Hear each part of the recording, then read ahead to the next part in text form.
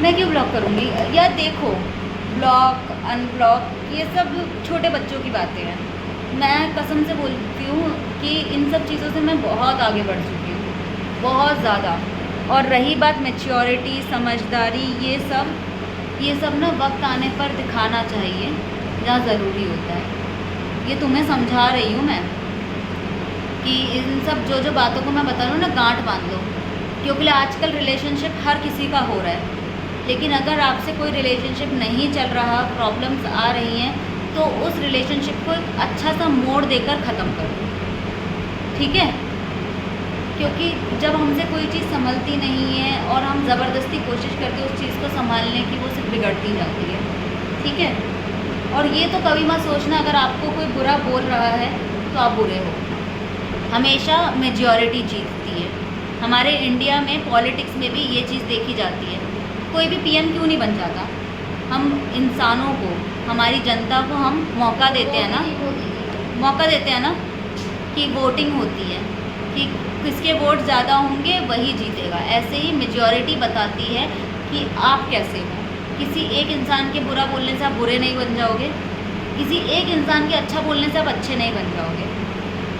और जो कहावतें आजकल चलती आ रही है ना, आजकल के बहुत वक्त से चलती आ रही है कि वक्त सबका आता है, वक्त बताता है क्या सही था, कर्मा इज़ बैक, अपना टाइम आएगा, कर्मा इज़ बैक, ये सब सच्ची बातें हैं, ठीक है? तुम अभी जो हो कल भी वही रहोगी, परसों भी वही रहोगी। तुम अपने आप को तो नहीं बदल सकती ना। एक्टिंग एक दिन होती है, 2 दिन होती है, असलियत हमेशा साथ रहेगी, करेक्ट? तो अब हमेशा से तुम जैसी हो वैसी ही रहना। कभी किसी के लिए बदलने की कोशिश मत करना, क्योंकि 4 दिन बदलोगी, 5वें दिन तुम असल रूप में आ जाओगी, ठीक है? क्यूटनेस क्या सुनाई भी नहीं दे रहा इतनी दूर से? इधर तो आ जाओ, कम से कम मुझे पता तो चले तुम बोलना क्या चाह रही हो। मेरे अंदर क्यूटनेस फूट फूट के भरी है। हाँ, तुम्हारे अंदर क्यूटनेस फूट फूट के भरी है। क्यों निकाल के फेंको? दुनिया का हर इंसान खूबसूरत है मेरे नज़रिए के हिसाब से।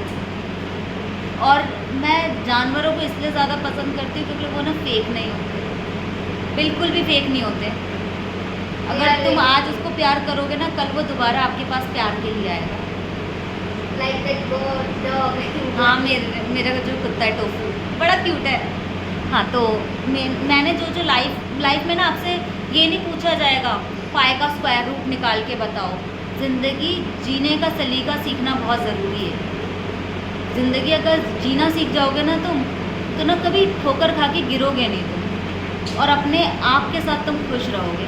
अपने आप को अपनाना बहुत ज़रूरी होता है, ठीक है? तो जनरली सलाह दे रही हूँ कि कभी भी कोई रिश्ता अगर नहीं चल रहा, ज़बरदस्ती नहीं चलाना, उसे बहुत प्यार से अच्छा सा टर्न दे दो, बता दो, शेयर करके छोड़ दो, ठीक है? और रही बात ऑप्शंस की, ऑप्शंस किसी के पास सभी है। फिर मम्मी पापा को कैसे बताऊं? क्या बताओगे मम्मी पापा को? पापा मैं परेशान हो चुकी हूँ आपके साथ।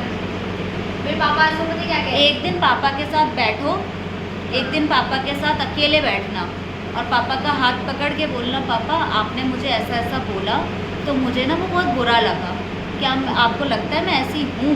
ये बात अपने पापा को बोलना। और एक ना हेल्दी डिस्कशन करना उनसे कि देखो पापा मैं ऐसी हूँ, मुझे ये पसंद है, मुझे ये बुरा लगता है। तो अपनी देखो, हम इंसान हैं, हम किसी के दिल के अंदर घुस के कुछ नहीं जान सकते। आप जब तक उस इंसान से बात नहीं करोगे तब तक आप उसको बता भी नहीं पाओगे ना कि आप चाहते क्या हो। उसे लगा यार मैंने बोल दिया, पर उसे क्या महसूस हुआ उसे भी बताना पड़ेगा ना, ठीक है? तो तुम अपने पापा से अकेले बैठ के एक डिस्कशन करना, ठीक है? कि देखो पापा ऐसा ऐसा है, मेरी लाइफ में ये चल रहा है, आप ऐसा बोलते हो तो मुझे बुरा लगता है। ये बहुत ज़रूरी है।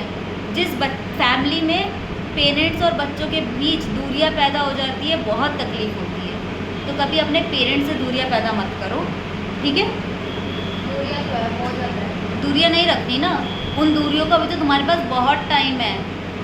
मेरे उम्र तक आते आते या और भी आगे उम्र तक आते आते वो दूरियां इतनी बढ़ जाएंगी, तुम कभी उन्हें जोड़ नहीं पाओगे और फिर दूरियां वो हमेशा ही रह जाएगी। तो अभी तुम्हारे पास बहुत टाइम है उन वीडियो को ख़त्म करो।